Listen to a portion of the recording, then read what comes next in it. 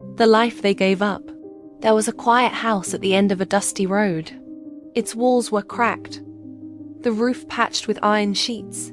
The gate creaked every time it opened, not from age alone, but from years of waiting. Inside lived Mr. and Mrs. Emeka, both in their late 60s. They had raised 4 children who had all moved away.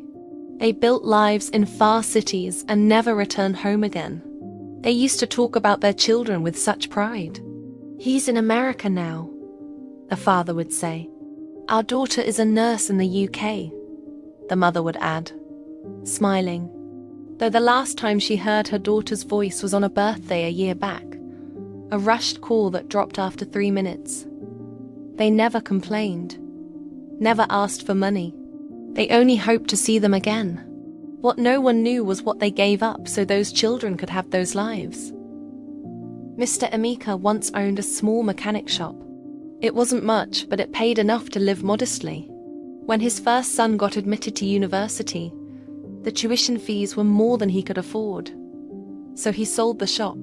He told his son he had closed it for better opportunities. But the truth was he used every naira from the sale to pay school fees. His wife took in sewing jobs, hemming, stitching, adjusting clothes until her eyesight began to fail. She once stitched through her own finger and kept working with a bandage just to meet a deadline. Why? Because their youngest needed to pay for her final exam. They ate less. They wore the same clothes for years. They never told their children they were hungry, cold, or sick.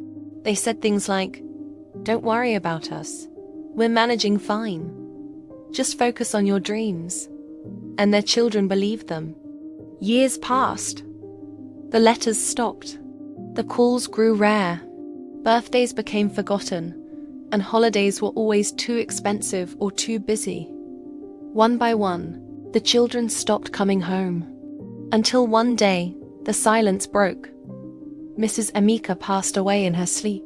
Her husband, too weak to call anyone, sat beside her body until the neighbors noticed and called for help. When the children returned for the funeral, they were shocked by the state of the house. The leaking roof, the broken windows, the empty pantry, the debt at the corner store.